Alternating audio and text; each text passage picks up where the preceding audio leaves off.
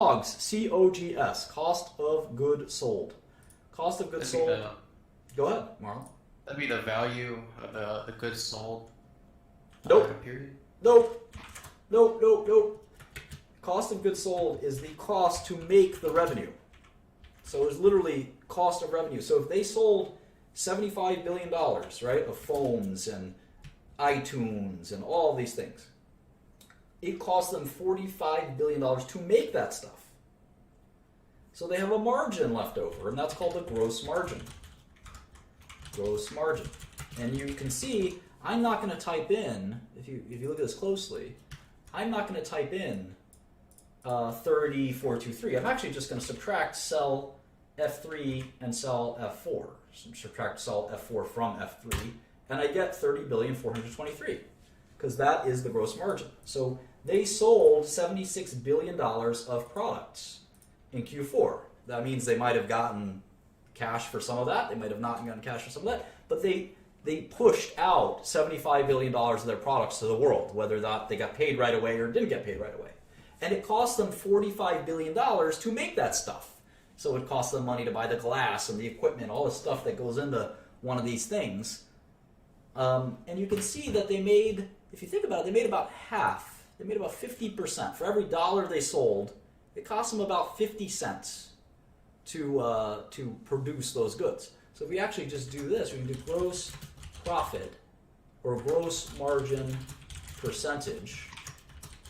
We'll call this gross profit, and we can do the formula. Does anyone know what the formula is? It's your total sales, the revenue minus your COGS. No. Is your, So that's what gross profit is. As a percentage, gross profit divided by revenue. It's 40%. And we got a great question from Dan Van Glen. Does it include labor? Yes, it does. Yes, it does. According to GAAP, generally accepted accounting principles, which are promulgated by FASB, the Financial Accounting and Standards Board, any cost of the product, whether it's the raw materials, even the plant, operating the plant, the person that works at the plant that maybe is the plant manager but doesn't actually make any of the goods, that's still a cost of goods sold, usually. So where the costs go into what bucket is sometimes unclear. Obviously, the cost of all the equipment and things like that will go into the COGS, and we're going to worry about depreciation and things like that later. Those will be very complicated. So what we end up with is they sold $75 billion of goods, and we're going to keep chipping away at that until we get a profit line at the end. And the first thing we're going to chip away is the cost of making the products themselves. So after we got $75 billion in the door, is one way to think about it, we're down to $30 billion of profit left over. So what's the next expense? This is accounting. This is an income statement. This is the income statement. So we're trying to figure out what our income is at the end of the day. But there's more expenses than just the products themselves, so what they cost. There's research and development. Apple has a bunch of smart guys sitting around and thinking about how to make new products. They only spent $2 billion on that stuff. Isn't that interesting? Think about how much profit they have, $30 billion, right? And they spent only $2 billion.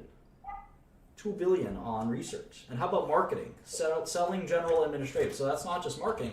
That's the CEO's salary, Tim Cook. That's their office building. That's all kinds of other things. That's their legal expenses. That's only about $4 billion.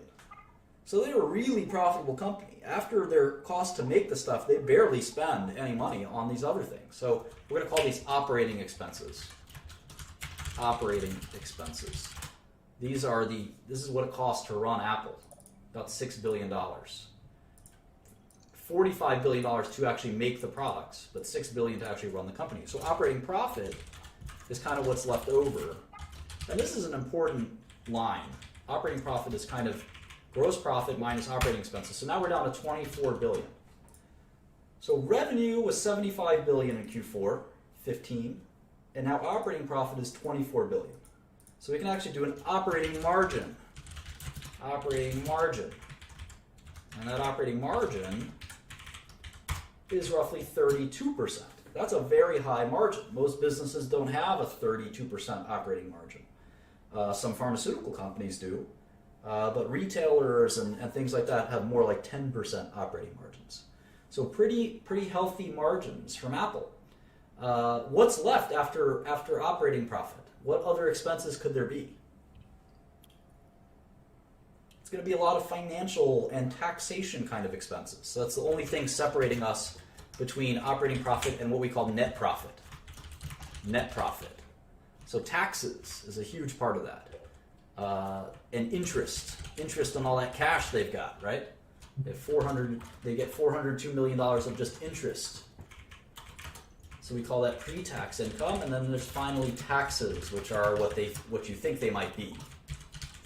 And again, taxes aren't necessarily cash they've spent. That's just cash that they're going to spend often.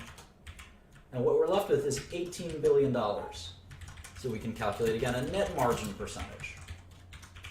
18 billion left over after 75 billion of revenue.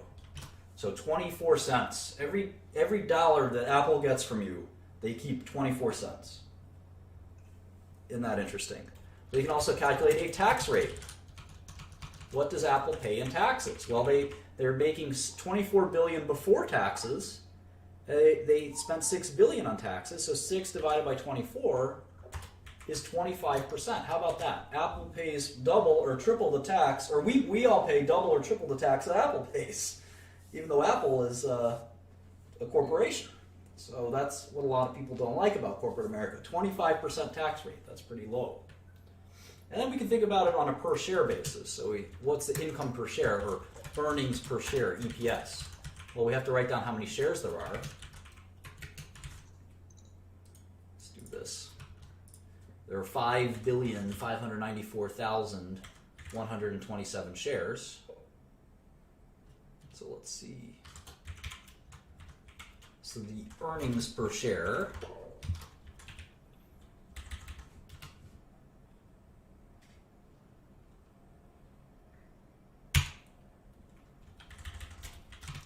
is $3.28. Okay, so that's sort of Apple's income statement for Q4. Any questions?